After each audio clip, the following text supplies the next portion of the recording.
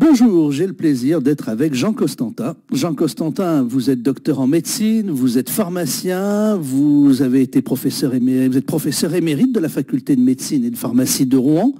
Vous avez dirigé pendant 24 ans une unité de neuropsychopharmacologie associée au CNRS.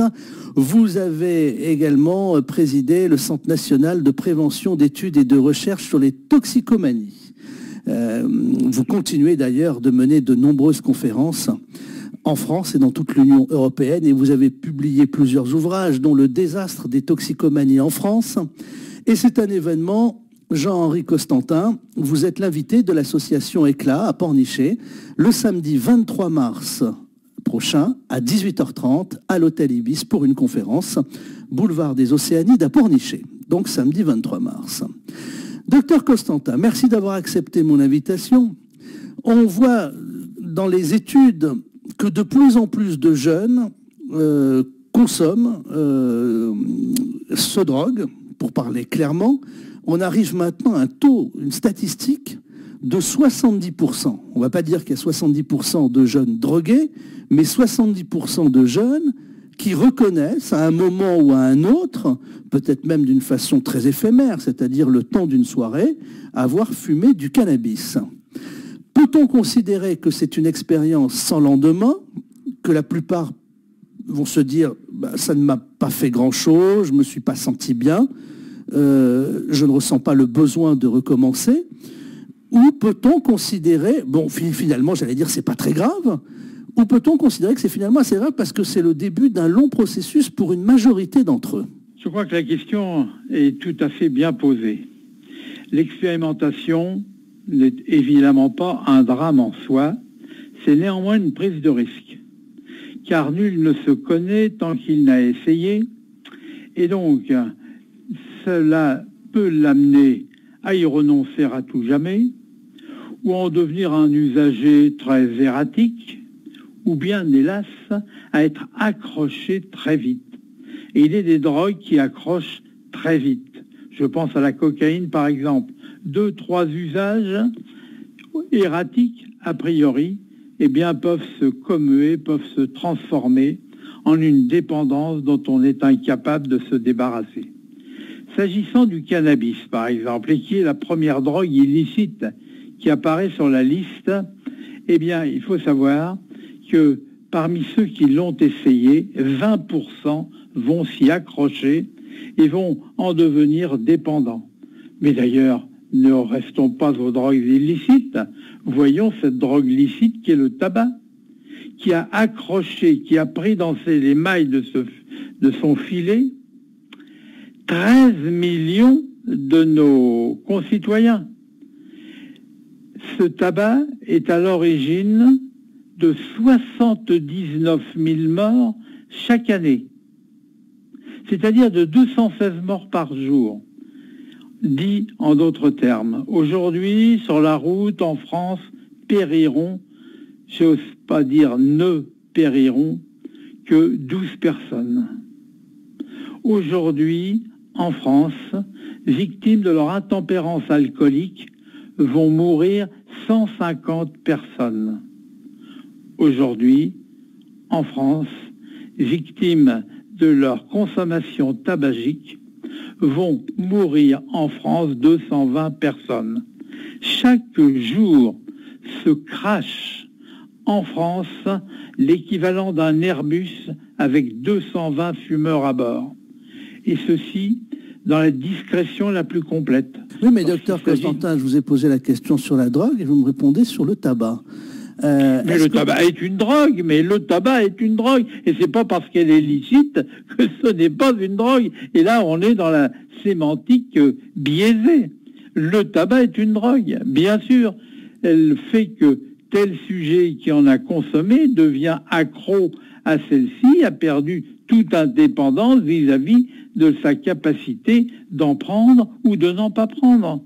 Le tabac est une drogue. L'alcool, il est des usages de l'alcool qui en font une drogue, et même une drogue très dure. Sujet alcoolique, et on en dénombre pas loin d'1 million en France, répondant à cette définition. Imaginez donc qu'un sujet alcoolique veuille arrêter subitement sa consommation d'alcool, ses jours seront en danger. Relisez Zola, relisez Gervaise, Coupeau, qui est le client régulier de l'Alembic. Le jour où il est incarcéré, n'ayant plus son alcool, eh bien, va faire un délirium très mince dont il va mourir. Il est des usages de l'alcool qui en font une drogue très dure, telle que le sujet, s'il arrête brutalement sa consommation, par le jeu de crises d'épilepsie qui se soudent les unes aux autres, en mourrait. C'est pourquoi l'arrêt de l'alcool doit être géré en milieu hospitalier ou en clinique, avec la perfusion de doses extrêmement importantes de benzodiazépines, d'antiépileptiques, pour empêcher cela. Alors, docteur, oui, pardon. Mais sur le tabac, je ne nie pas évidemment les effets sur la santé et le nombre de morts qui sont causés par le tabac. Et à travers ma réflexion, je ne défends absolument pas la consommation du tabac. Mais par rapport aux drogues comme l'héroïne ou comme le cannabis, la consommation de tabac sur le plan intellectuel, vous pouvez travailler après, peut-être que vous êtes drogué à la clope, mais les effets sur le cerveau ne sont quand même pas les mêmes que l'héroïne, où là la personne est totalement improductive. Je suis complètement d'accord avec vous. Et ce que je dis, je ne défends pas le tabac. Il n'y a pas de toxicité psychique du tabac. Voilà. Il n'y a pas de toxicité psychique du tabac, il y a une toxicité physique. Pour l'alcool, il y a une toxicité et psychique et physique, on est d'accord.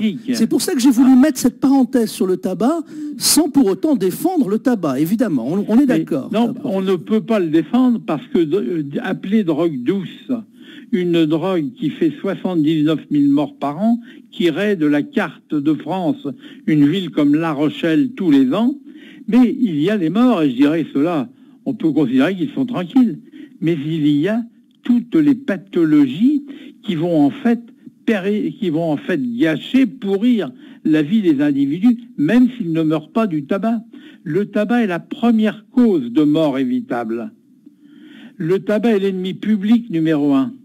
Le tabac coûte à la collectivité. Ne croyez pas que les taxes remboursent par avance tous les coûts que cela va induire. Il faudrait doubler le prix du tabac pour que cela ne coûte rien au plan budgétaire à la nation. Alors j'aimerais que l'on revienne sur les drogues, sur les autres drogues qui ont un effet, cette fois-ci, psychique. Parce que ce que je voulais dire, c'est que si j'ai fumé une cigarette avant de faire cet entretien, si peut-être en faisant cet entretien je fume une cigarette, ce que je ne fais pas, docteur, mais je peux tenir... De ne pas polluer mon environnement à 350 km de distance. Mais ce que je voulais vous dire, c'est que je peux tenir cet entretien, une conversation tout à fait normale.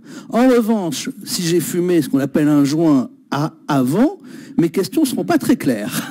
Ah, effectivement. Effectivement. Alors, quels sont les ravages psychiques à long terme? On voit bien que des jeunes, souvent, qui sont des consommateurs, on va dire, réguliers de cannabis, on remarque que leur comportement change, leur matière de raisonner n'est plus la même, cela se ressent dans leur milieu professionnel, ça a des conséquences sur toute leur vie. Absolument. Alors, déjà, premier point, il faut savoir que sur les 28 États membres de l'Union européenne, les jeunes Français sont les premiers et de loin consommateurs de cannabis. Est-ce grave, docteur? Oui, ça l'est, et je vais essayer de vous en restituer les traits principaux. D'abord, il y a une toxicité physique, et elle n'est pas négligeable.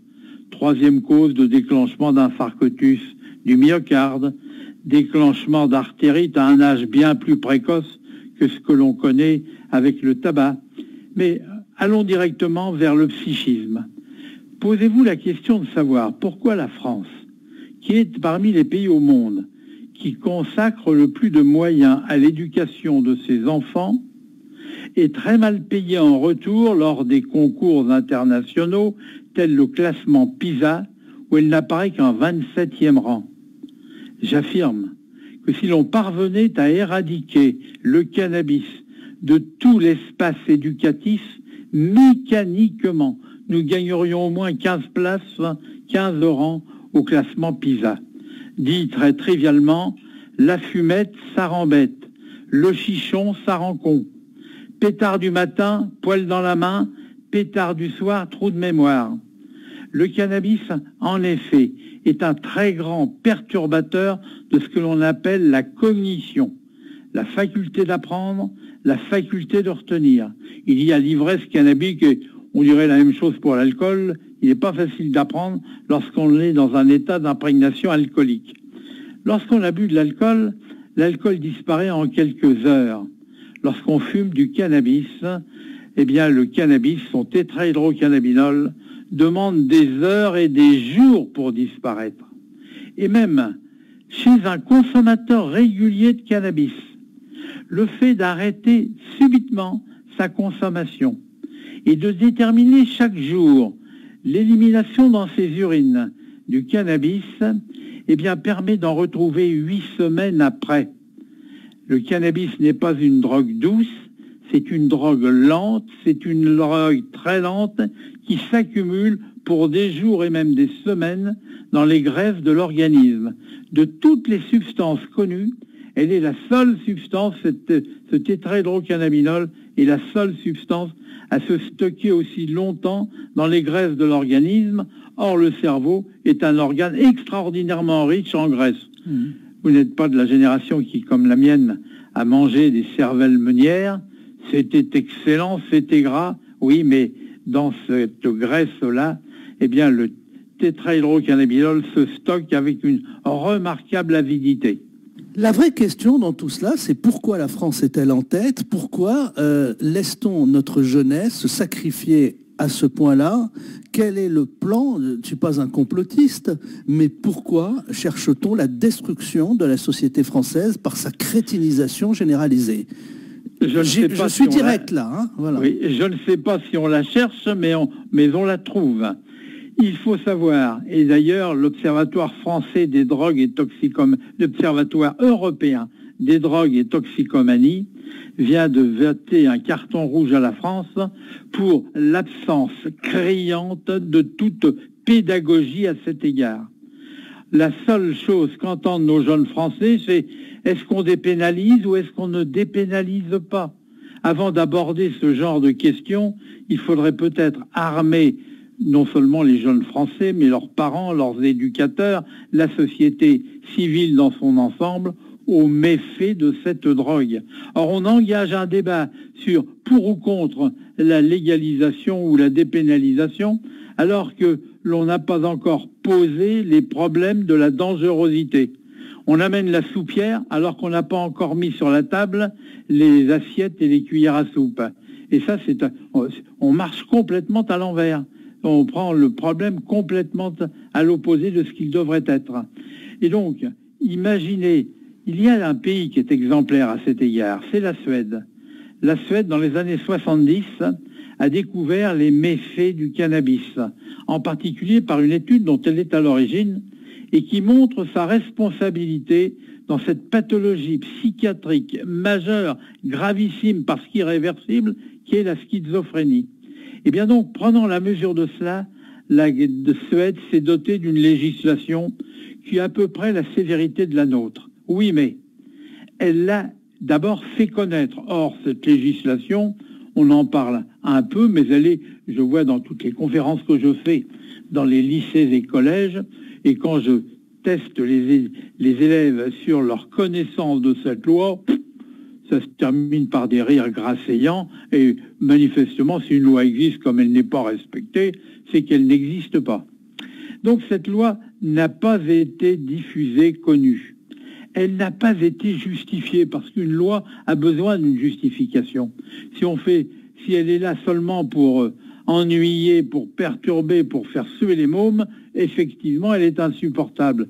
Mais si on leur explique pourquoi il ne faut pas fumer de cannabis, ça change singulièrement, en fait, le paysage. Et enfin, posez-vous la question de savoir combien d'heures dans le lycée, dans le collège, nos élèves français reçoivent formation à cet égard? Eh bien, en Suède, de la maternelle à l'enseignement supérieur, ce sont 40 heures qui sont consacrées au développement des connaissances, à des débats, à des entretiens. Eh bien, où il y a une volonté, il y a un chemin. Et grâce à cela, la Suède aujourd'hui peut s'enorgueillir, peut se vanter d'être en Europe le pays qui, en proportion, compte 10 fois moins de toxicomanes que la moyenne européenne. Alors je ne dis pas que la France. Et donc, là où il y a une volonté, il y a un chemin. Là où il y a une pédagogie, eh bien, il y a la possibilité d'agir. Or, cette pédagogie n'existe pas. Ouais, vous dites que cette pédagogie n'existe pas, mais on a quand même dans les médias, on a quand même les médecins, comme vous intervenez souvent. Quiconque veut savoir, peut savoir en France que le cannabis est quelque chose de totalement destructeur pour sa santé mentale, empêche toute productivité intellectuelle, nous fait perdre de la mémoire, et parfois même, on en plaisante même, quand j'ai vu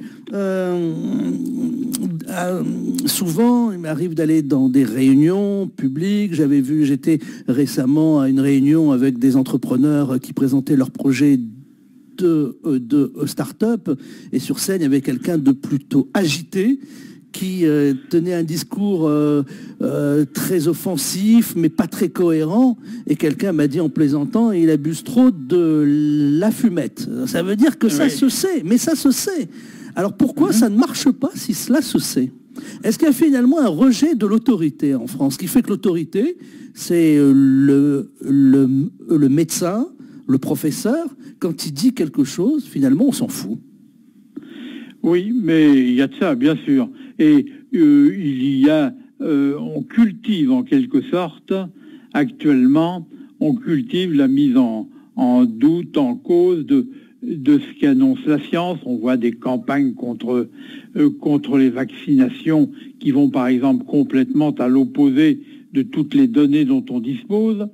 Il semble que c'est Dostoïevski qui disait « Dieu est mort, tout est permis », mais même la science est en train donc d'être mise en doute, et ceux qui ont fait effort d'en apprendre plus que d'autres pour essayer d'aider les autres à savoir, eh bien, est tenu en dérision. C'est beaucoup plus facile donc de rejeter d'un revers de main ce qui dérange que de s'appliquer à effectivement apprendre et comprendre. Et ça, je crains que ce ne soit un phénomène qui, en France, en tout cas, se développe de façon importante. Quand on ne veut pas faire l'effort d'apprendre, eh bien, on n'a qu'à se mettre à tourner en dérision le savoir. Et hélas, le savoir est actuellement tourné en dérision, oui. Alors Jean Costantin, je rappelle que vous avez publié notamment Le désastre des toxicomanies en France, c'est votre dernier livre. Vous êtes pharmacien, docteur en médecine, professeur émérite. Voilà, professeur émérite de la faculté de médecine et pharmacie de Rouen, et le président du Centre national de prévention, d'études et de recherche sur les toxicomanies. Docteur Costantin, à ce propos, si vous le permettez, la formule séminale constitutive de notre Centre national de prévention, d'études et de recherche sur les toxicomanies s'exprime. S'il est important de se préoccuper de l'état de la planète que nous léguerons à nos enfants, il est encore plus important de se préoccuper de l'état de nos enfants que nous léguerons à cette planète. Car si nous avons fait des sottises, et nous en faisons, s'ils sont préparés à les corriger, ça ne se passera pas trop mal. Mais si on voit les choses se dessiner actuellement, on les laisse devenir des shootés, des camés, des paumés, d'abord nous aurons commis cette erreur de les laisser devenir comme tels, et ils seront incapables ensuite de réparer les erreurs que nous avons pu commettre. Et c'est ça l'esprit qui préside à notre CNPERT, à notre Centre national de prévention, d'études et de recherche sur les toxicomanies. L'enfant doit bénéficier de toute notre attention. C'est un impératif catégorique. nous devons les aider à arriver à l'âge adulte, eh bien, en capitonnant leur existence pour éviter qu'ils ne sombrent dans les drogues et toxicomanies. Quand ils seront adultes, chacun est seul maître de son destin. Mais la période, en fait, de l'adolescence ne doit pas être laissée aller à volo. C'est de notre devoir, c'est notre impératif catégorique.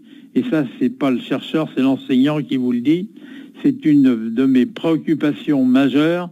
Elle fut celle que j'ai déployée pour mes enfants et que je déploie pour mes petits-enfants. Mais tous les enfants et petits-enfants de mon pays sont les miens.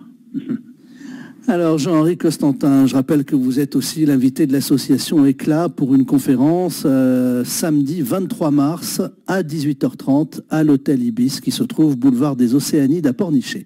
Samedi 23 mars à 18h30 à l'hôtel Ibis, boulevard des Océanides à Pornichet. J'aimerais que l'on dise un mot sur les autres drogues cette fois-ci. J'allais dire la drogue des puissants, la drogue des riches, la drogue des traders, la drogue des politiques, la drogue des artistes. Voilà, vous m'avez compris, la cocaïne. La cocaïne. Il y a même eu un président de la République, je ne vais pas dire son nom, mais qui en prenait régulièrement et qui en avait besoin. Voilà. Alors comment est-ce que... Ça s'est dit, oui. Je n'enfourche pas les ragots. Et l'ayant côtoyé, je peux vous dire, bon, voilà, moi, je ne prononce pas son nom, voilà. Mais simplement, ce que je voulais vous dire, comment, alors ça, on peut, comment, alors, est-ce que c'est une drogue qui permet de plus avoir un raisonnement clair, d'oublier? Ça me semble pas possible quand on a de très hautes fonctions. J'avoue que ça m'inquiète énormément d'imaginer, si j'adhère à ce que vous évoquez, que l'on puisse avoir la maîtrise d'appui sur le bouton qui déclencherait le feu nucléaire et que l'on soit par ailleurs accro, car on ne consomme pas, à un certain âge, on ne consomme pas le cannabis, la cocaïne d'une façon tout erratique. On est accro et on en a besoin de façon quasi quotidienne. Et ça, c'est tout à fait inquiétant d'imaginer que les perturbations psychiques que cela ne manque pas d'engendrer puissent coïncider avec des responsabilités suprêmes. Cette cocaïne est de plus en plus inquiétante. Les pays de la cordillère des Andes qui le cultivent, le cocaïne, ont une production qui va sans cesse croissant. L'Amérique est en train d'étanchéifier ou de mieux étanchéifier ces frontières donc par lesquelles passe au sud des États-Unis cette drogue. Et dès lors, elle part par les Caraïbes, elle part sur l'Afrique et elle nous arrive avec une abondance redoublée. Avec une forme de cocaïne qui n'est plus le chlorhydrate qui se sniffe, qui se boit ou qui s'injecte, mais une forme qui se fume, c'est le crack, qui coûte moins cher et qui met donc cette cocaïne à la portée même des gamins. Dans notre région rouennaise, un collègue addictologue suit une cohorte de 50 gamins entre 12 et 15 ans qui se sont déjà fait piéger avec du crack. Ce crack donc qui se fume arrive au niveau du poumon et de là passe rapidement dans le sang pour arriver au cerveau, déclenchant un espèce de shoot d'arc électrique qui ressemble beaucoup à ce que ressent celui qui s'injecte de la cocaïne, l'héroïne par voie intraveineuse. Et bien donc, cette cocaïne est devenue moins chère, c'est, si j'ose dire, popularisé, avec des formes dont l'accrochage se fait beaucoup plus rapide et tel qu'il n'a essayé parfois que 2 à 3 fois une pipe de crack, eh bien peut être irrémédiablement prisonnier de cette drogue. Nous ne disposons actuellement d'aucun moyen, hormis la coercition, la privation, d'aucun moyen permettant donc de faire rompre un sujet dépendant à la cocaïne de cette drogue. je vous ai aussi interrogé. Alors, le crack, c'est la cocaïne du pauvre. Maintenant, sur la cocaïne du riche. Comment ces gens peuvent-ils être, alors, hommes politiques, intellectuels, patrons d'agences de pub, patrons de start-up, etc., et avoir besoin de leur coke chaque jour? On vous répond, c'est pour tenir. C'est pour tenir, pour commencer à 7 heures du matin, finir leur journée de travail à minuit, 1 heure du matin.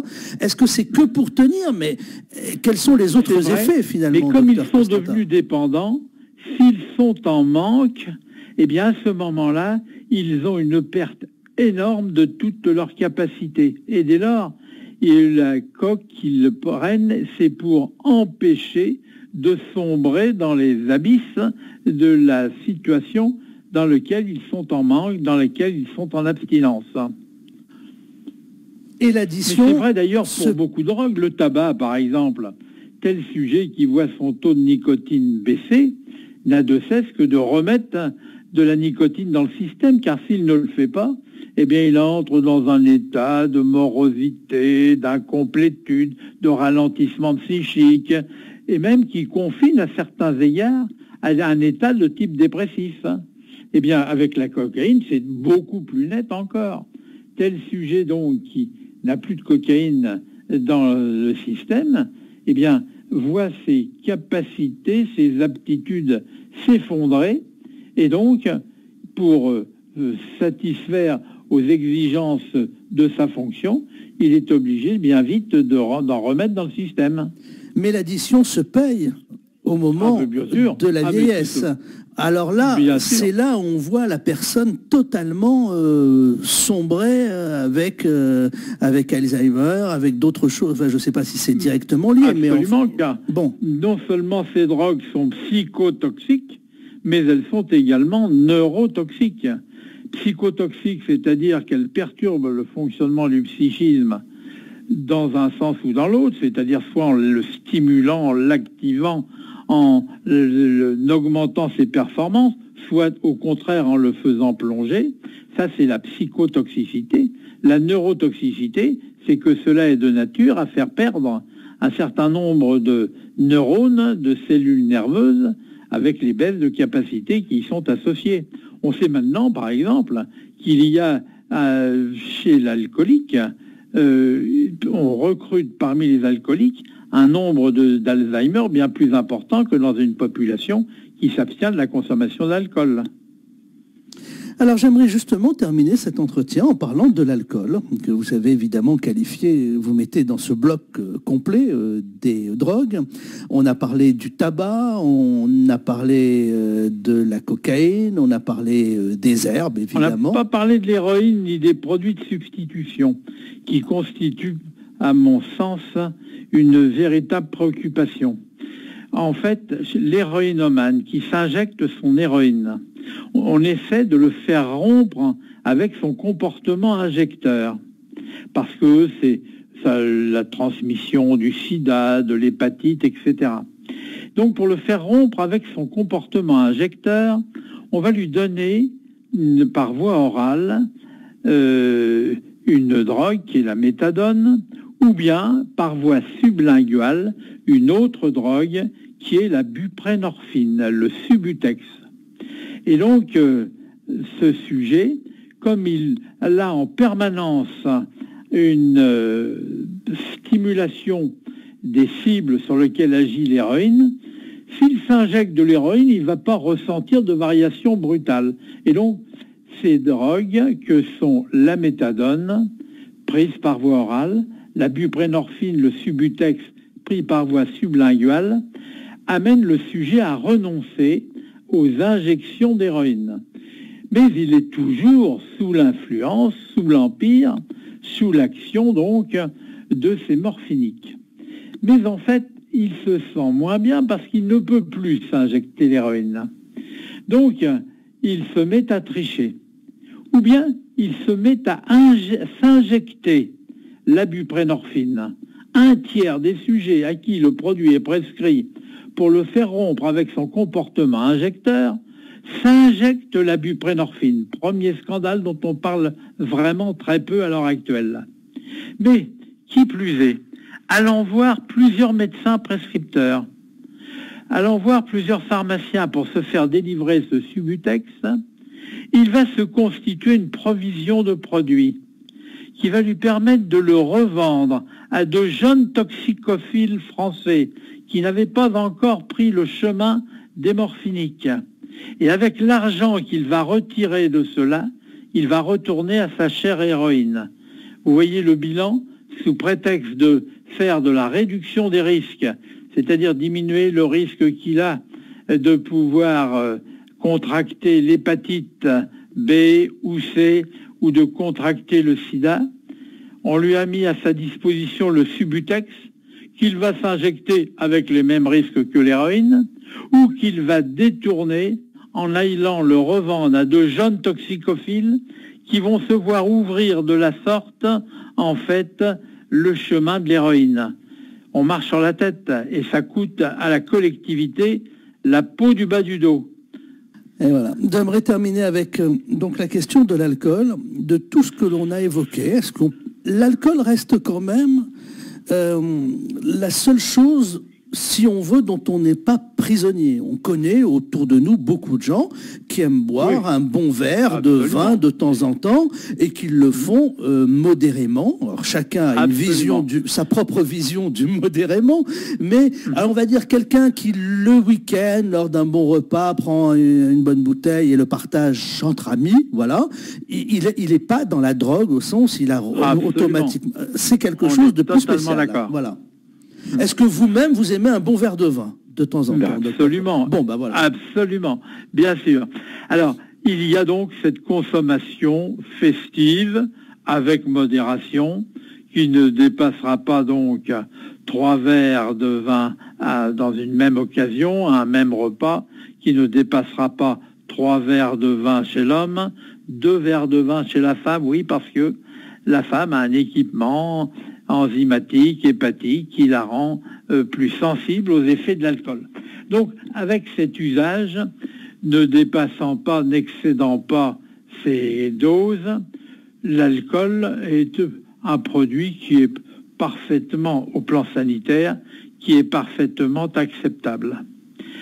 L'alcool, ça n'est pas partout ou rien, comme pour le tabac. On est fumeur ou on n'est pas fumeur. Avec l'alcool, il y a toute une gradation possible.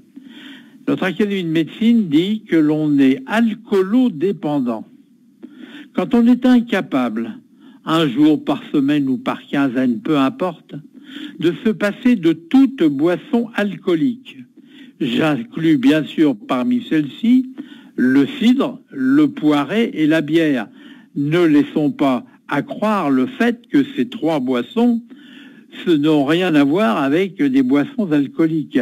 Parce que par le jeu en particulier, au lieu de boire un verre de cidre, si on boit la moitié de la bouteille, même s'il n'était qu'à 4 degrés ou 5 degrés comme la bière, eh bien il y a un apport d'alcool qui est important. Donc est alcoolodépendant celui qui est incapable un jour par semaine de se passer de toute boisson alcoolique.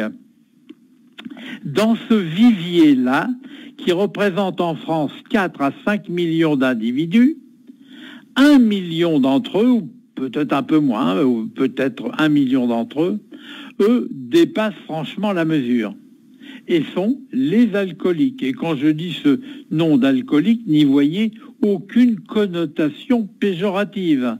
Ça n'est pas une insulte, c'est un diagnostic.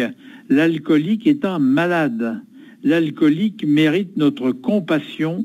L'alcoolique, en fait, doit bénéficier de nos soins. Et donc, ce mot-là ne doit pas recouvrir le moindre caractère péjoratif. J'appelle cela un diagnostic clinique. Et cela, donc, va chez le sujet qui a ces degrés de consommation-là, aboutir. Alors, là, il y a ça peut être du 6 litres par jour, ça peut être du 2 litres de vin par jour, mais là, voilà la gamme donc dans laquelle se situent les alcooliques, avec évidemment tout un tas de problèmes, marginalisation, rupture familiale, rupture professionnelle, désinhibition conduisant à des actes qui peuvent être dangereux, répréhensibles, etc. Et puis, avec la cirrhose hépatique, avec les destructions neuronales qui vont avec, les syndromes de Korsakoff, et on le sait maintenant, une empreinte forte sur la fréquence, sur l'incidence de la maladie d'Alzheimer. Eh bien, merci, docteur Costantin. J'aimerais terminer avec une dernière question. J'aimerais finir quand même peut-être avec une note d'espoir ou d'optimisme.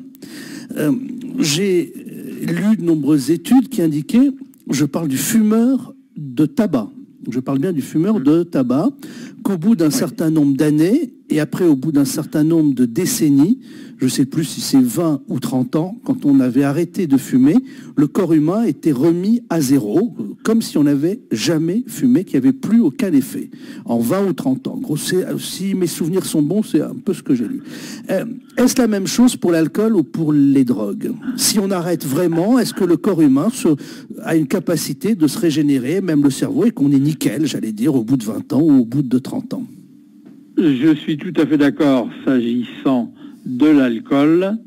Les risques sont d'autant plus grands que les consommations vont être menées longtemps. Le fait d'arrêter ces consommations de tabac, le fait d'arrêter cette consommation est en fait s'éloigner des risques multiples que comporte le tabagisme. Pour le cannabis, j'ai envie de dire, c'est presque la même chose. Tel sujet qui va redoubler sa classe de seconde parce qu'il a fait la connaissance pendant la première année du cannabis, s'il arrête complètement sa consommation pendant les vacances, pendant les grandes vacances qui vont suivre, redoublant sa seconde alors, il va recouvrer les aptitudes qui étaient les siennes avant qu'il ait commencé à rencontrer cette drogue. Néanmoins, et c'est une étude américaine qui nous l'a appris il y a quelques années, chez un sujet qui pendant une vingtaine d'années a fumé du cannabis et qui vient à arrêter, il est constaté une perte de quotient intellectuel qui est d'environ 9 points et qui n'est pas récupérable. Donc, ajoutez à cela que, par exemple, avec le cannabis, si cela a déclenché une schizophrénie, eh bien la schizophrénie est une maladie dont on ne guérit jamais.